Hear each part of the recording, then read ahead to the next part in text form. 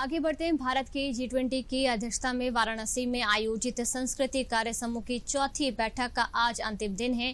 कल G20 सदस्यों और अंतर्राष्ट्रीय संगठनों के प्रतिनिधियों के साथ मसौदा घोषणा पर चर्चा शुरू हुई। इसके अलावा बैठक में मौजूद सभी प्रतिनिधियों ने भारतीय अंतरिक्ष अनुसंधान संगठन की असाधारण उपलब्धि की प्रशंसा की। उद्घाटन सत्र के बाद आगामी संस्कृति मंत्रियों की बैठक के लिए संस्कृति मंत्रियों की घोषणा के मसौदे पर भी चर्चा हुई है। संस्कृति मंत्रालय के सचिव और G20 CWG के अध्यक्ष गोविंद मोहन ने स्वागत भाषण के दौरान जैसे ही चंद्रयान 3 की सफल लैंडिंग का जिक्र किया, पूरा हॉल तालियों की गड़गड़ाहट से गूंज उठा। बैठक में मौजूद सभी प्रतिनिधियों ने भारतीय अंतरिक्ष अनुसंधान संगठन की असाधारण उपलब्धि की सराहना की।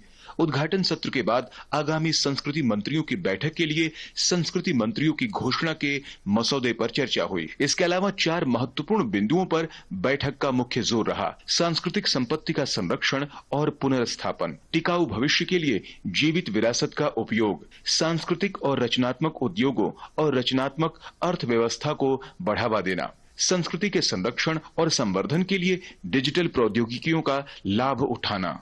जो हमारे 4 प्राथमिकताएं हैं कल्चर वर्किंग ग्रुप की, उस पर जो सर्वसम्मति से सारे देश और सारे अंतर्राष्ट्रीय संगठन जिन मुद्दों पर सहमत होते हैं, उनका एक दस्तावेज जो बनता है उसको डिक्लेरेशन बोलते हैं। और इस बैठक से जो डिक्लेरेशन निकलेगा उसे सर्वसम्मति से जो माननीय मंत्रीगण आएंगे वो अडॉप्ट करेंगे।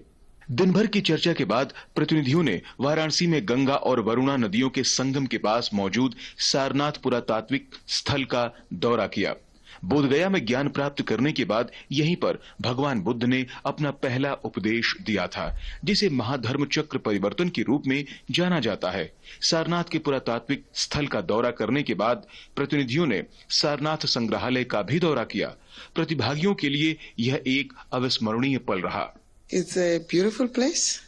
I think this is a practical example of the maintenance of heritage and you know, for future generation.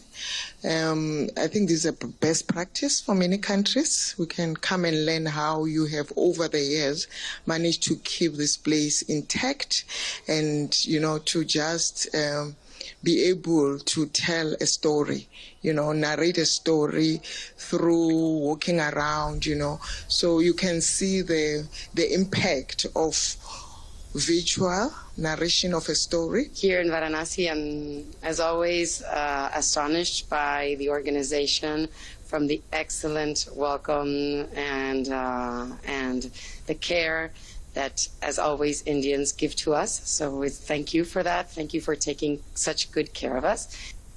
Khajuraho, Bhubaneswar और हम्पी में पिछली 3 CWG बैठकों के साथ साथ 4 वैश्विक विषयगत वेबिनार की सफलता के आधार पर 23 से 25 अगस्त तक वाराणसी में चल रही चौथी CWG बैठक का लक्ष्य सांस्कृतिक विकास और सह संबंध को केंद्र में रखते हुए कार्रवाई योग्य परिणामों पर पहुंचना है।